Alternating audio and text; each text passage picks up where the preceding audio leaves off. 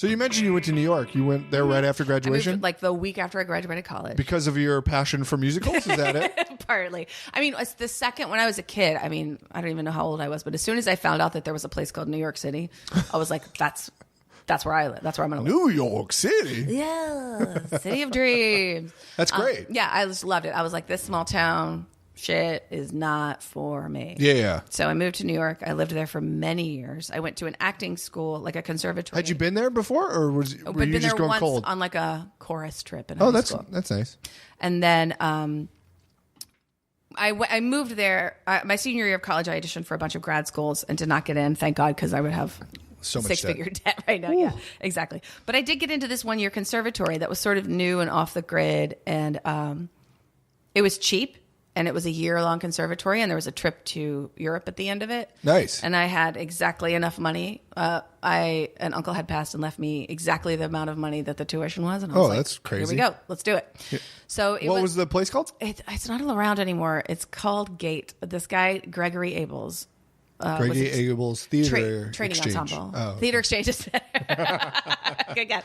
He was a teacher, an old school teacher. He taught under Stella Adler and all of these. Oh, that's great. People. So he had his own, and I'm not sure how long it lasted. It probably lasted for about 10 years. But yeah, it was great. It was like 8 to 5 every day, acting, movement, yoga, Tai Chi. Tai Chi? We did Tai Chi. Can you beat me up right now? It was really cool.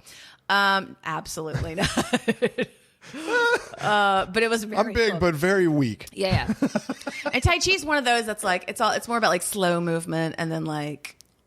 Yeah, it's more about self-defense. It's not about striking. It's about using someone else's like weight and strength against them or something. I don't really remember. And any great movement stories? I love movement stories. Like, did you have to pretend you were an elephant or anything? Oh God, all that and shit. Walk around the street?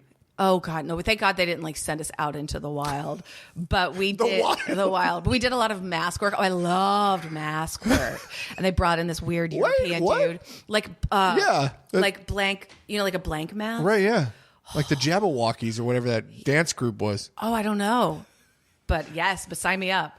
And then I went off and took my own mask class, like extra That's classes. Awesome. I loved that shit. There's something very freeing about putting a mask on. I was a mascot in college. You don't have to tell me about You were that. what? Yeah.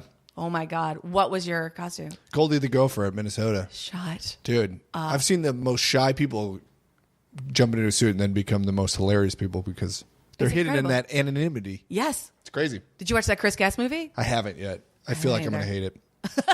They like followed us. I used to coach the mascot after I graduated, and they followed. We do a national competition every year, and some people like followed us a number of years ago to get intel, and we're pretty sure that was who they were like. Oh my God, scouting what it was like. Oh my God, there was also a Hulu show about mascots. Yeah, that was more controversial. Oh really? Because that it was named Behind the Mask. They like revealed who they were and followed them around, and that's a no 101. That's forbidden.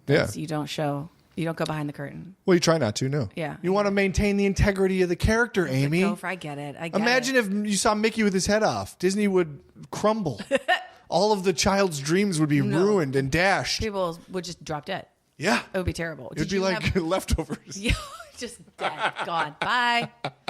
What happened? The mascot took his head off. So you took an extracurricular mask class. I love it. Ooh, honey. It was great. From like a mask pro? Yeah, oh yeah. This like old Danish dude who would go to Bali every year and come back with a fresh batch of masks. I understood nothing. It was like a combination mask and clown. Because it was also great. I was always a very like controlled kid. Okay. Just like uptight. I don't know what the motion is you're doing, but just like uptight and very like it was not easy, and sometimes it's still not. It wasn't easy for me to like cut loose. Okay, sure. So that kind of stuff I found very freeing and very, very good for me to sort of like get out of my comfort zone. Right. And I spent many years in New York, like just trying to do like the traditional, I got out of acting school being like, I will only work on the great scripts by the great authors. I'm only here to do the important, like everyone that comes out of it. Like a 40-year-old smoker there. That's right. Only the true masters deserve my voice.